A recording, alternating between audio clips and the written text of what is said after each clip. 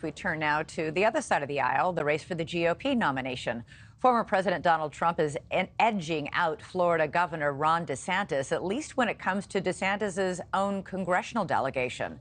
A total of 11 Florida congressmen are now either endorsing the former president or are poised to do so, while DeSantis has just one in his camp, at least for now. Former President Trump announced a celebration dinner at Mar-a-Lago tonight for Florida congressmen who have sided with him. DeSantis has not officially declared his candidacy, but his trips this week certainly look like campaign stops. DeSantis was in South Carolina yesterday to deliver what he called his Florida blueprint address. And the day before, he was in Washington to try to drum up support from Congress.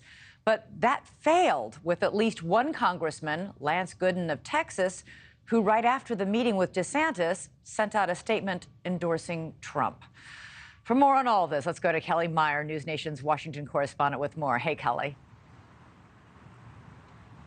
Hey, Elizabeth. Well, this really is becoming this fight for Florida. As you said, former President Donald Trump hosting this congressional dinner at his Florida mansion, Mar-a-Lago, tonight. And many of those Florida lawmakers that have endorsed him are going to be there. This while Florida Governor Ron DeSantis is struggling to lock in that support from members from his own state.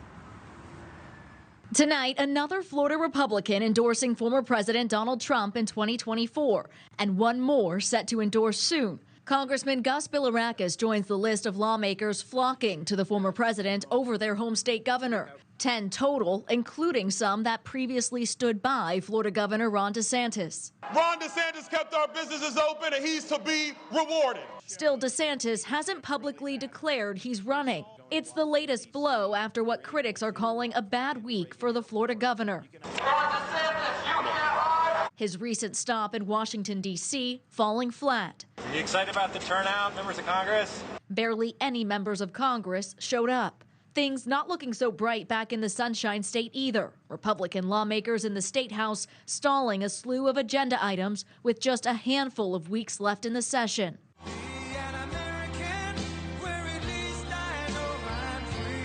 This as Trump plows to the front of the line in the GOP presidential field, pulling ahead in both Florida and national polling. It looks like out of the gate, Donald Trump has an early lead in states like New Hampshire, South Carolina, and Nevada. Despite his historic indictment and a handful of ongoing investigations, Trump is still keeping a tight grip on the GOP. The former president has all kinds of reasons not to be the candidate, but he is leading at every turn.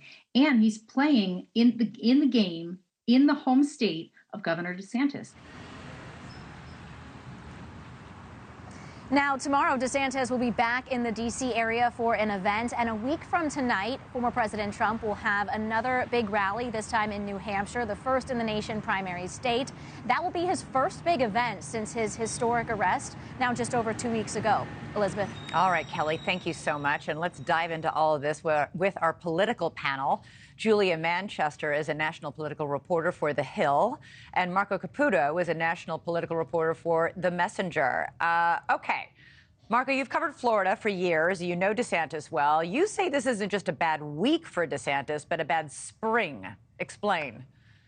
Ron DeSantis was expecting to begin the spring lawmaking session, which coincides with the spring in Florida, just at the top of his game. He was going to have the legislature approve all of his items. He was going to come out strong. He was going to go on book tour. Donald Trump was sort of stagnant. He was ascendant.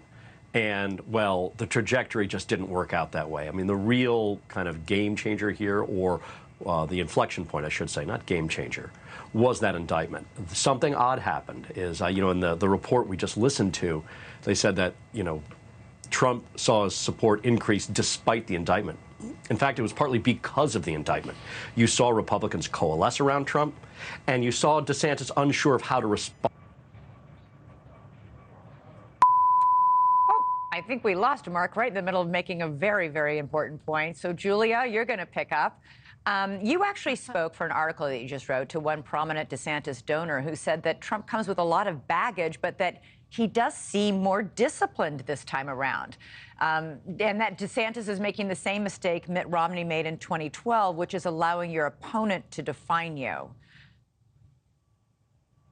Yeah, absolutely, Elizabeth. I think a lot of these donors and supporters of Ron DeSantis want him to take more of a prominent role in trying to really punch back against Donald Trump. Look, in 2016, Donald Trump was so smart, and we didn't think it at the time because it was so conventional, but he labeled all of his candidates. You know, little Marco comes to mind when talking about Marco Rubio, for example. He did the same thing with Jeb Bush, Lion Ted Cruz, Hillary Clinton, labeling her as Crooked Hillary or a nasty woman. So you saw all of these nicknames, which seemed silly at the time, but he was defining his opponents and sort of giving everyone a masterclass in how to do that. Thank you for watching. Go to newsnationnow.com to find NewsNation on your television provider. And don't forget to click the red subscribe button below to get more of NewsNation's fact-driven, unbiased coverage.